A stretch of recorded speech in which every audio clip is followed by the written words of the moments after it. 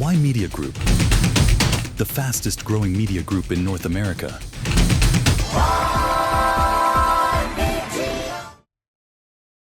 Hello and welcome to Editor's Take. This is the opportunity where we get a chance to talk to the group editor and pick his mind on what is happening around the world, and more specifically what is taking place in Canada. There's so much news. We had the July 1st deadline come and go. Well, Happy Canada Day. It was the 159th year for Canada, but it was also the 6th year of the CUSMA review period. And to that, we saw the President of the United States, his administration said they do not intend to renew for 16 years, putting us in an annual review. So that deadline came and passed. We want to talk about what does that mean for Canada. There's been so much more updates when it comes to NATO and all the announcements with the 32 NATO member countries, their investments, and what is top of mind when it comes to the defense spending, the new criterias. We want to ask the group editor all these questions.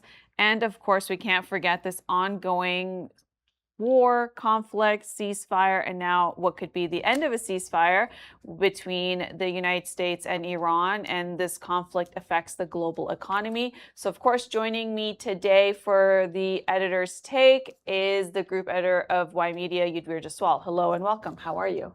I'm doing great. Thank you so much for once again inviting me at Y Media's Editor's Take. It's always good, got some good feedback last time. We had great discussion at the Editor's Take, and I'm looking forward to carrying on. I think once again in this week, there's lots happening. As you just mentioned, Canada Day, I was part of the celebrations at Canada Day, and I did make my mind clear. I think, and I'll say this on every stage, every opportunity that I get, Canada should aim to become a global power, if not a superpower. I said that at the discussion at Economic Club of Canada, and I think I'll say this everywhere on Canada Days as well. And Canada at the global stage, I think this is a great topic since we just had seen the celebrations of Canada Day, but we also have challenges like the separatist movements, whether in Quebec or in Alberta. We have economic challenges as well. We have challenges from south of the border. And where do we stand as far as the global stage is concerned, and some domestic challenges as well. But I think Happy Canada Day. Canada is the best country on this planet. You said that last time on our Editor's Take. I said that last time on our Editor's Take. Yes, of course, we all know, despite all those challenges, Canada is the best country on this planet. Happy Canada Day. Yes, Happy Canada Day. And I want to talk about a couple of things. Sure. Should we start Canada on the global stage and then we can go to Canada domestically? Because there's still a lot happening here in the country that I want to hear what you have to say. But in terms of Canada on the global stage, we just had the NATO Summit. And prior to that, there was some major announcements in terms of more defense spending by this Carney government, and the massive amount on the contracts that a German company got.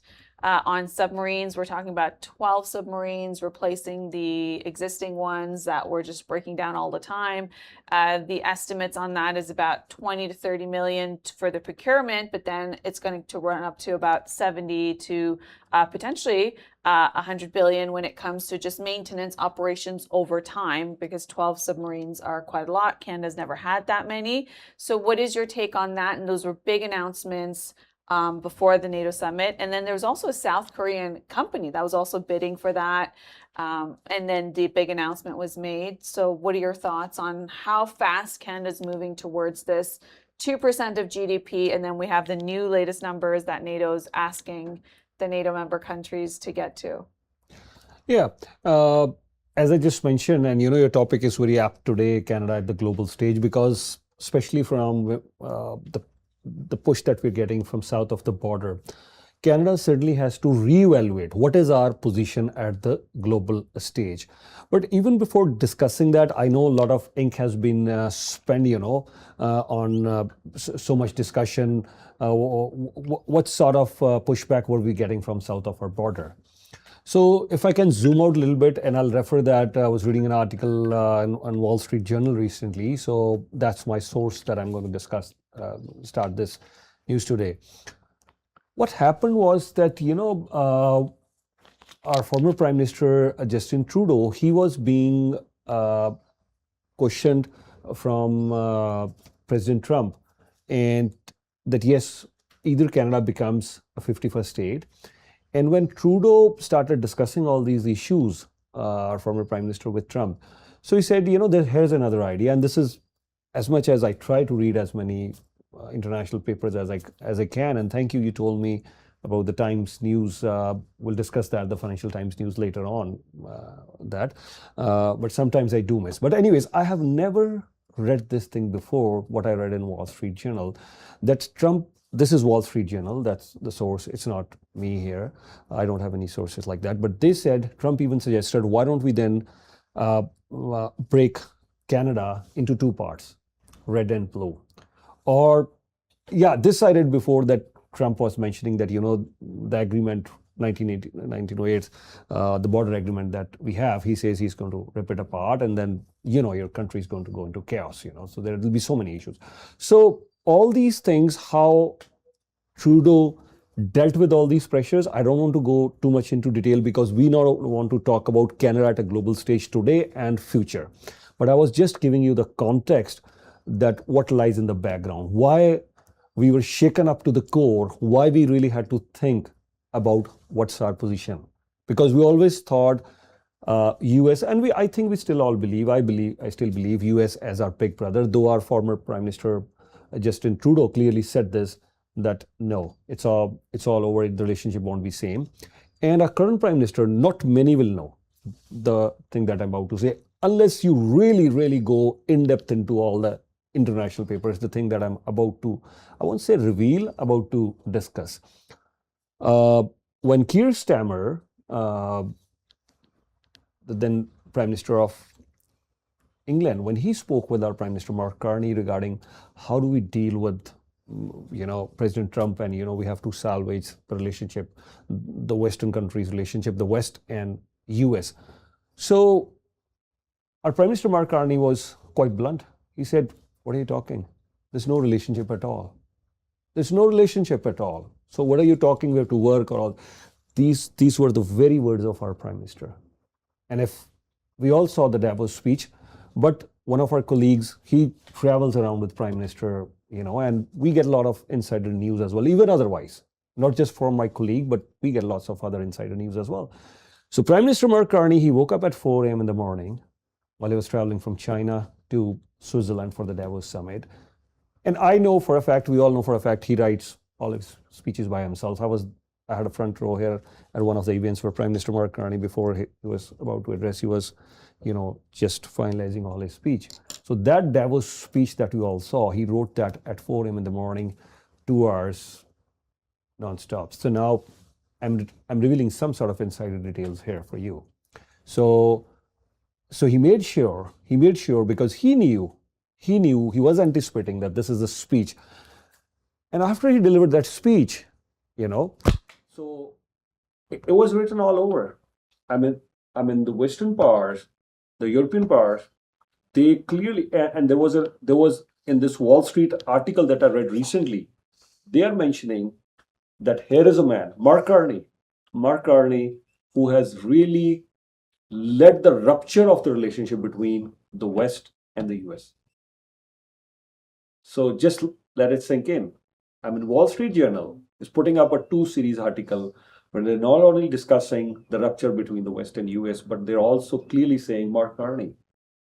The relationship should, with due respect, 10, 20 years ago, or even for that matter, 2 years ago, the relationship between West and US would have been decided by England, France, Germany, maybe Italy, Spain, or some other countries. But here it is, a Canadian Prime Minister. The Canadian Prime Minister, he's been, tipped as the leader.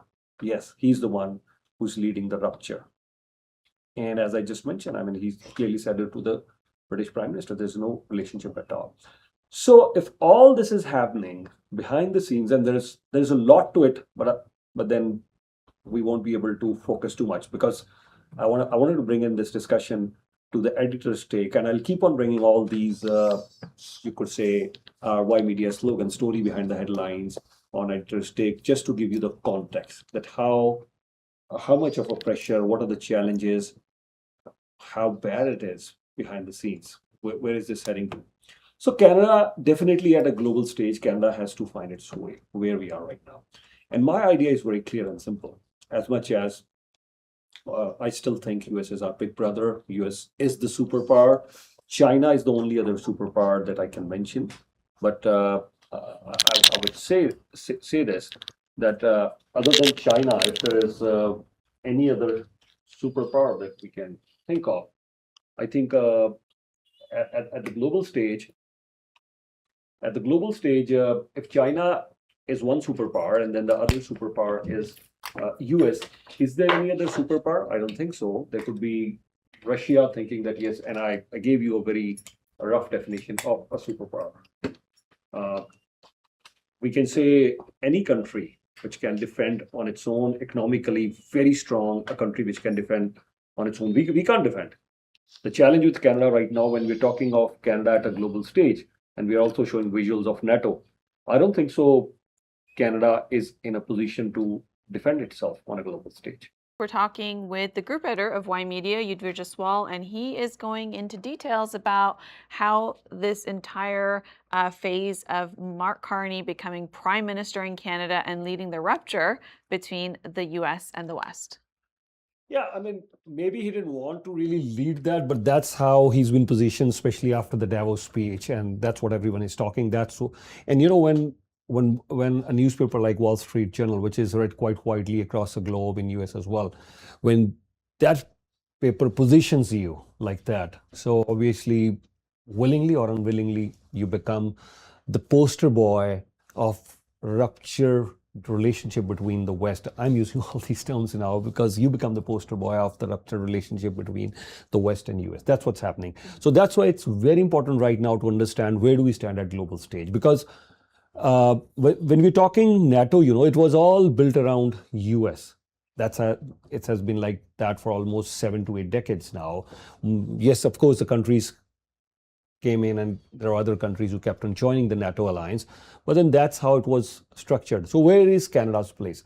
I think Canada, first things first, we need to, as you were just mentioning, we need to look at our economic capabilities. So that's why I think I've lost the count, but I'm pretty sure it will be close to around 27 to 30, the countries that our Prime Minister Mark Carney has visited, number one.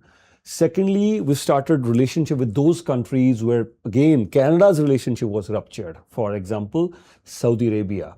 You know, we all remember that in that was way back in 17 or 18, I guess. Yeah. So thanks for reminding me that. Yeah. Yeah. When we know that the tweet from our Chrystia Freeland, she was the foreign affairs minister at that time. She went on to become the deputy prime minister. But there was a tweet regarding the women's rights in Saudi Arabia, which wasn't wrong, I think. But maybe, you know, that's what diplomacy is all about. I mean, they would love to hear our Prime Minister Mark Carney raised the issue of human rights this time too. But this was raised behind closed doors. And, you know, the Trudeau era, with utmost respect, I'm saying this, one of the challenges that Trudeau era faced, maybe they would need to learn the spellings of diplomacy once again. At that time, we had ruptured our relationship with Saudi Arabia, our relationship with China, our relationship with India, so many other countries. Now, Mark Carney, you know, once again, he's really, set the tone for good relationship with China. Of course, the EV vehicles is a challenge with respect to US. He's also now mended the ties with India and also now with Saudi Arabia. It's after almost good 26 years after a prime minister has gone to Saudi Arabia now. So I think not only are we investing in our relationship with all these countries again, second, the trade partnerships. We are working on a free trade agreement, which I think could be done by the end of this year with India, one of the largest economies. We are working on trade deals with many other countries, including we started discussions of a trade agreement with Turkey as well. So I think those are the economic fronts, those are the diplomatic fronts. Talking about the defense front, you're right. I think we've already touched our target of 2% of our GDP for our defense spending. That's what our Prime Minister claimed at the NATO Summit. Last year on Editor's Take, this is exactly what we're discussing. Billions of dollars would be spent. Because $400 or $500 billion would be spent in the next 5-10 years on the defense spending. And this is going to be the largest deal that we're talking, the submarine purchase. Though there's no figure attached to it, I would assume the reason precisely could be then, you prioritize the negotiation part itself, because if you already put a number, okay, this is the number, then how would you really negotiate? I think they're still negotiating with Germany, but we all know it could be in the tune of, by the time the final numbers roll out, maybe 60, 70, 80 or 90 or even 100 billion. That could be the price tag for all that.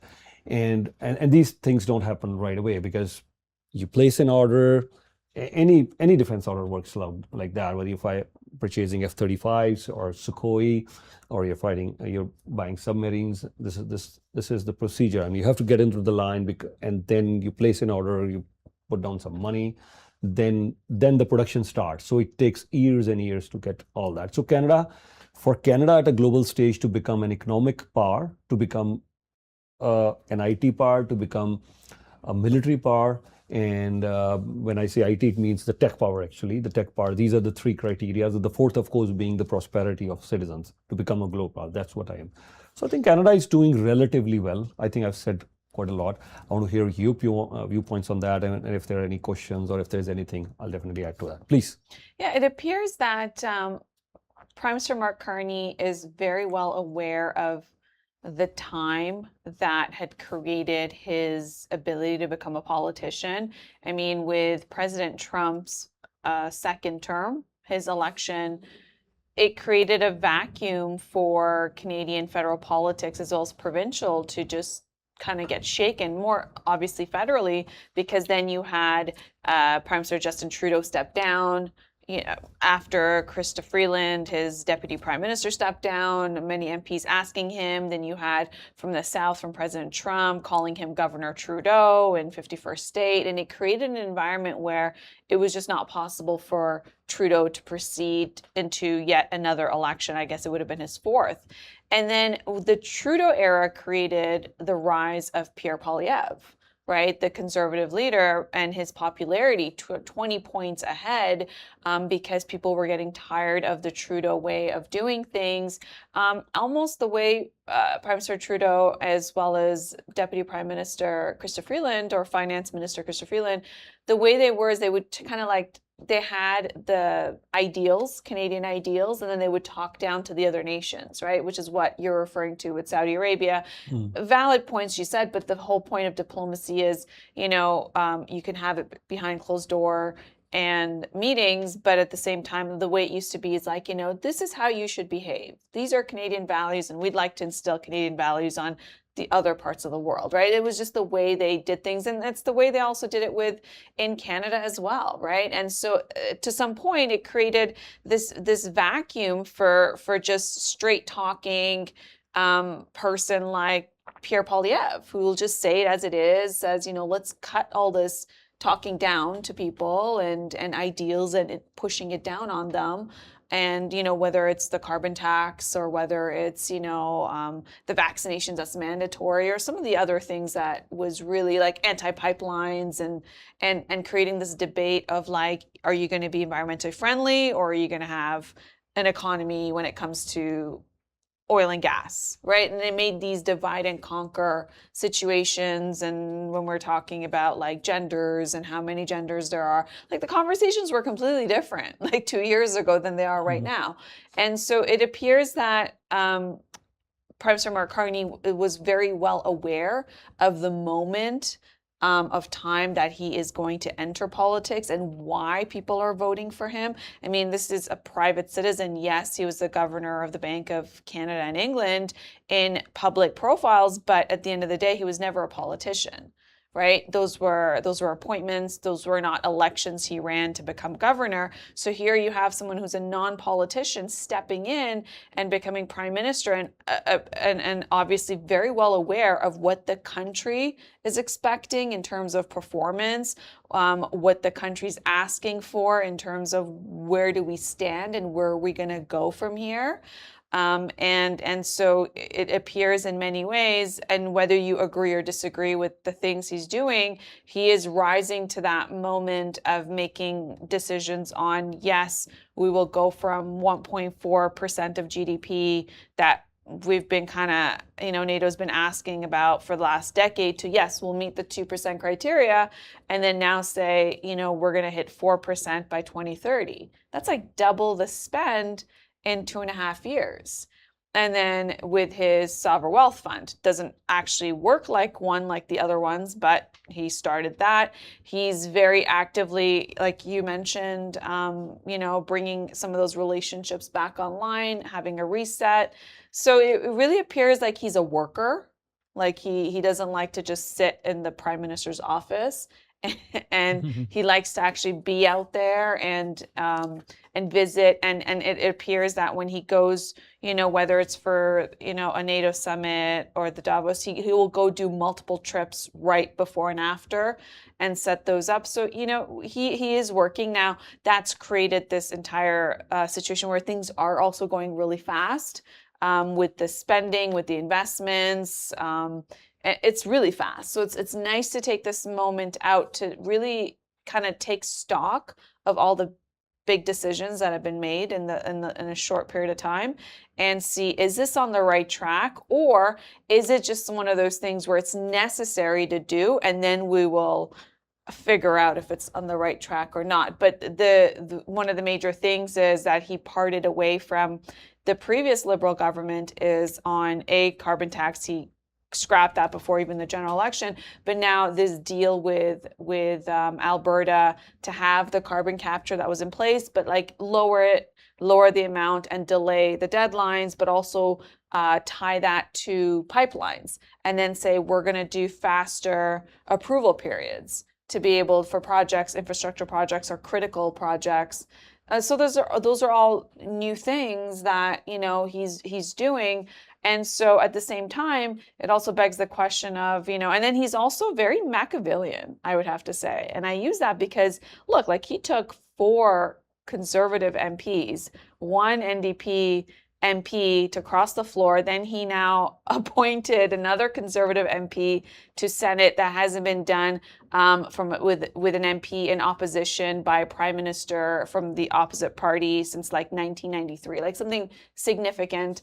And then now he's opened up a by-election in that seat, which is very competitive for the Liberals. So, you could see how he plays his roles in terms of just like executes. Just very sharp, and so you can't mistake for someone who doesn't have any political experience, but perhaps he's bringing his corporate experience to governance, and he's doing things as you would do in a massive corporation, which is you strategize and you execute, and by a lot of things that he's doing right now, to me it looks like he might be preparing for probably another election and ask for a majority mandate, because how long is he going to do this like +2, -1 seats for just a very slim majority that he has? Because if he has 2 more MPs that step down, and anything could happen, he's back into minority territory. And so if he really wants to, and it looks like he's such an active person to get things done that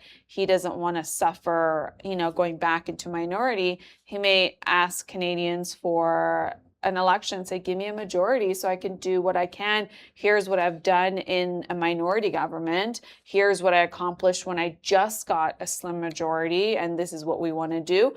And it is a time that's so confusing and it's so fast-paced that maybe Canadians will say, yeah, you appear to be working hard. We don't know what it all means at the end of the day. We know that we were in a technical recession. We know that the job numbers were down, kind of coming back up. We know you didn't get to secure Kuzma, but at the same time, you have this President Trump thing where he's so unpredictable, and he's already put such a bad taste in Canadians' mouths since he got reelected that you can't really blame. Before, you could blame the Prime Minister 100%. Now you're saying, well, look who you're dealing with. It's President Trump. He's so unpredictable. And the whole 51st state just, I think, killed it for Canadians. There's less Canadians going for travel to the United States. Air Canada's had to cut a lot of flights to the United States because it's just no one's taking it to the same rates that people were. And it's all about support Canada. Like, how likely are you to pick up a product that has a Canadian flag on it versus not? You are. You want to support Canadian businesses. You want to anytime Premier Ford did anything that was pro, Canada and, like removing the American alcohol from the LCBO, Canadians were like, great. It was just one of those things where anytime it appears Canada standing up for itself against Americans, Canada's happy with that. So maybe he, in a general election, he might get somewhat of a pass that he couldn't secure CUSMA because they're saying, well, look who you're dealing with. Was it less your incompetence and more on the fact that President Trump just likes to give tariffs? Even when we had CUSMA, he was rolling out tariffs anyway, right? So there's some chances where he could still pull it off in that sense. Now the question remains, are the other parties ready? They have been putting candidates in place for some time, which is really early on. So that goes to tell you that they're also preparing to go to an election in case when you have a majority government, the prime minister gets to call the election. And when you are in a minority, then you would suffer the consequences of the opposition calling for a non-confidence vote and then triggering an election. So right now, since he's got a slim majority, he can call one himself. And so you could see a couple of things. You had the deadline for the MPs to meet their criterias for the Liberal Party, to not have a contested nomination by Labor Day. Why would you do that if the election's supposed to be 2.5 years from now? Why Labor Day, right? To the point where we know about it because there was articles about how the MPs were pushing back saying we didn't have time to meet the criteria of the Liberal Party to be a candidate again for the next election, whenever that's going to be called. The other thing is he took 40 MPs to the Calgary Stampede, which is significant because Alberta is the heartland of Conservative MPs. It's Conservative voters. And for Prime Minister Mark Carney to keep showing up, right, to keep, doing this MOU, trying to get to jobs and pipelines in Alberta, and then now having this massive presence of Liberal MPs to say, hey, you can trust us, because there's a trust deficit when it comes to the Liberal Party and Alberta, right? Because they just, after the experience they've had for the last decade with Prime Minister Justin Trudeau of just anti-pipeline meant anti-Alberta economy, which means no jobs and a recession in Alberta. We see that taking place. He's also made sure Premier Eby is happy because if you recall, Premier Eby got on air, and after the agreement was signed with Premier Smith on the pipelines and the carbon capture, he's like, well, we'd like that kind of attention for our projects. And he showed up. He's like, okay, here's a few $1 billion. Let's buy some condos that are sitting there and turn them into affordable housing, and so then you had David Eby, also Premier Eby.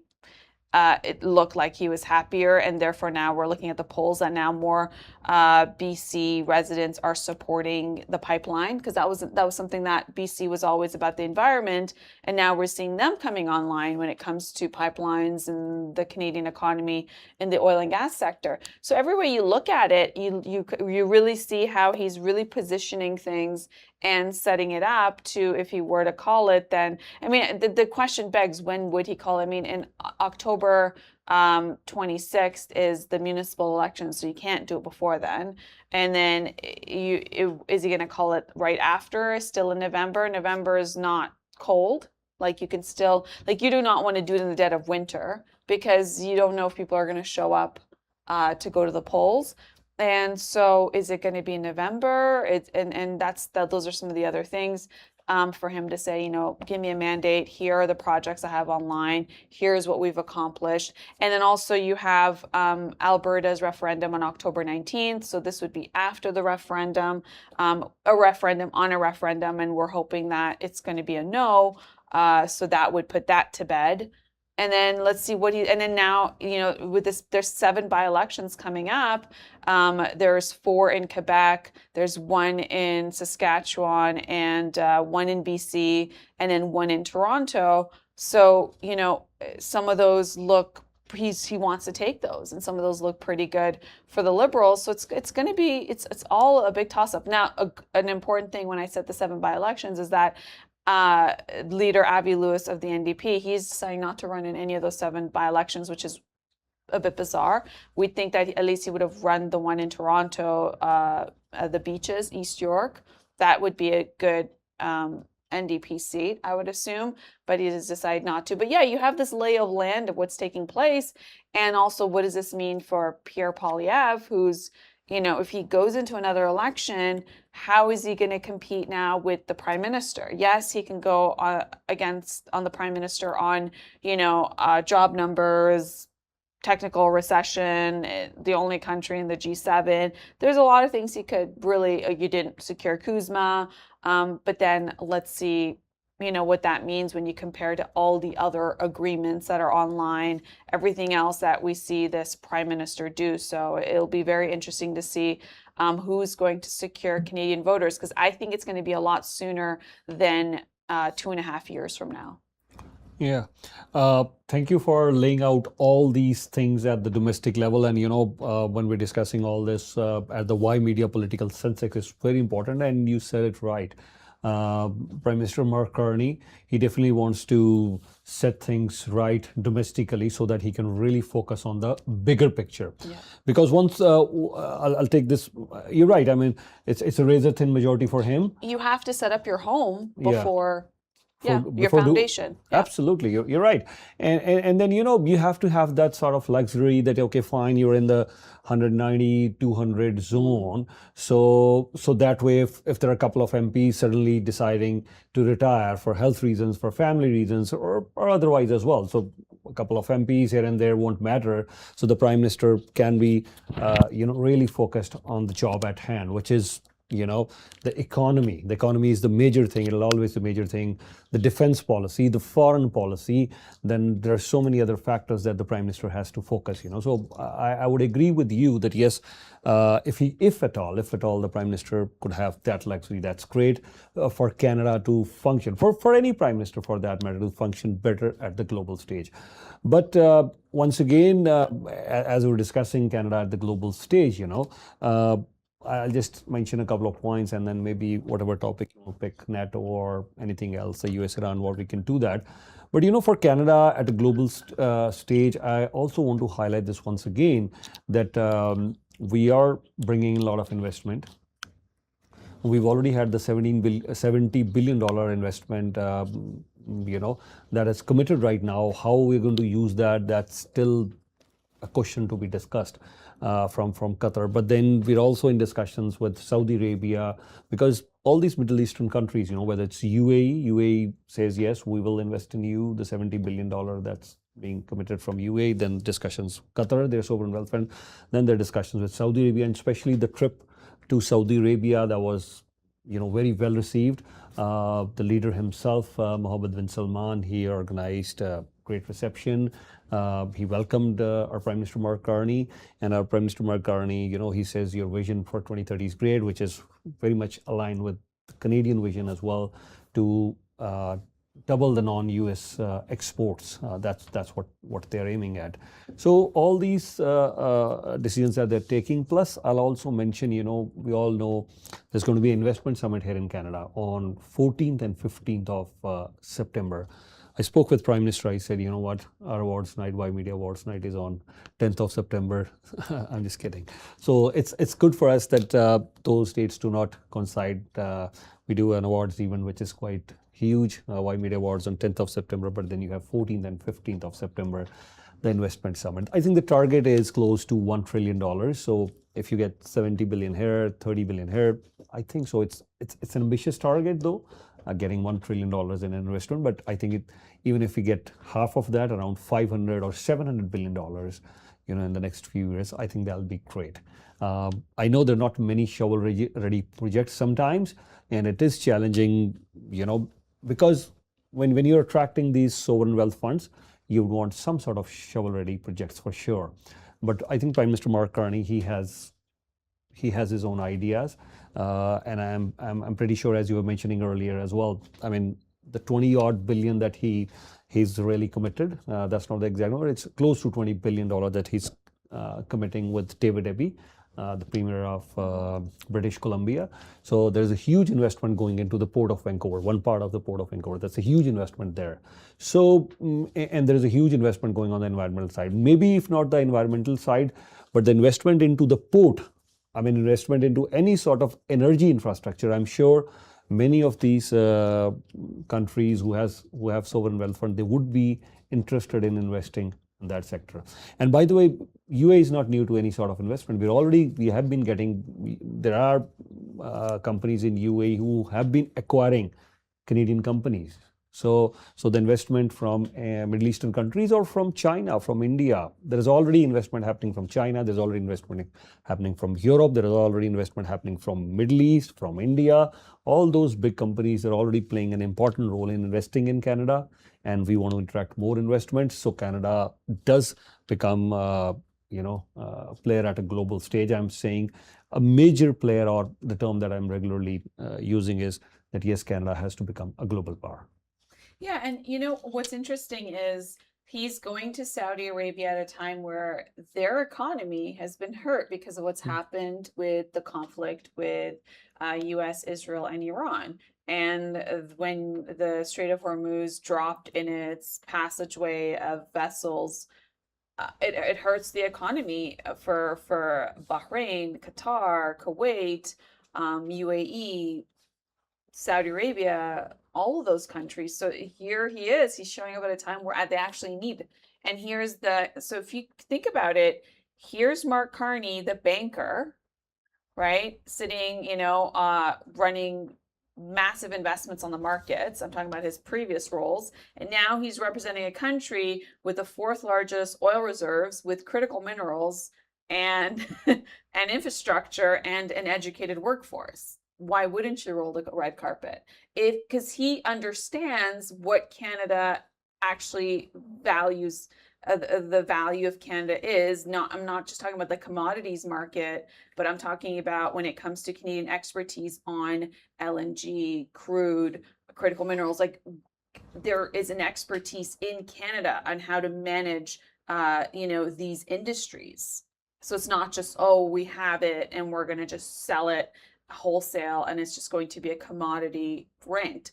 And so that is the difference of now it appears perhaps Canada is seeing itself the way the rest of the world already knows what Canada is. It's one of the richest countries in the world.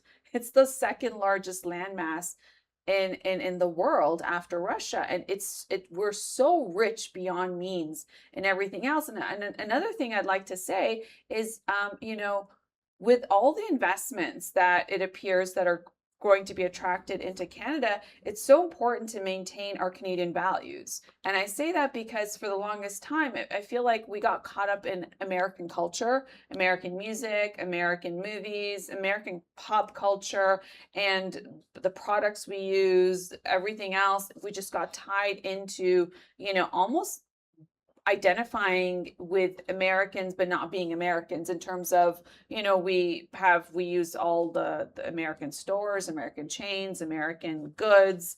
And so now this is American movies. Yeah, that creates a culture, right? American music, American movies, that creates your need to want to, the West is, any capitalist society, yes, it's created wealth, but it's also about consumption.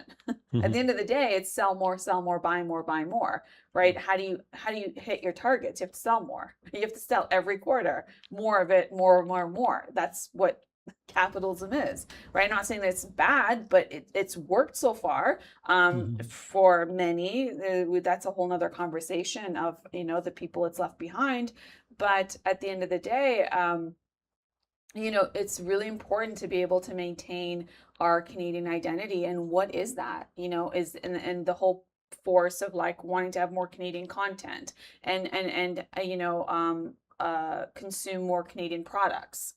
I think that's now something that consciously we have to do, because if we have companies from the UAE coming to buy us or invest here, or from Saudi Arabia, or even from parts of Europe, you know, and of course America's been so entrenched in Canada in terms of all the things we consume from them, is I think we need to also find our own so we don't lose that along the way, because we're looking for investments and for jobs. And so there's a fine balance of, like, for example, no amount of investments into like you know, Germany is going to change the German identity, for example.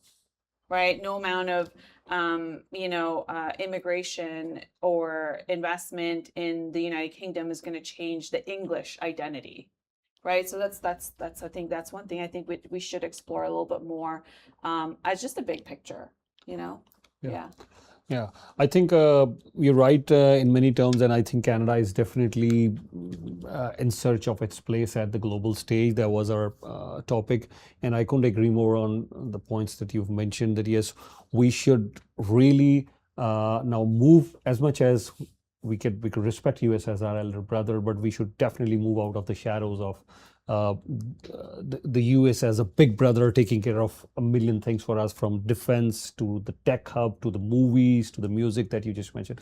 Of course, We're growing up. We're growing up. We're growing up. We're growing up, and you know, growing up has another thing attached to it. There's our teething problems. So when we are growing up, we will have some teething problems. We will have some challenges, and which is fine as well. Yeah.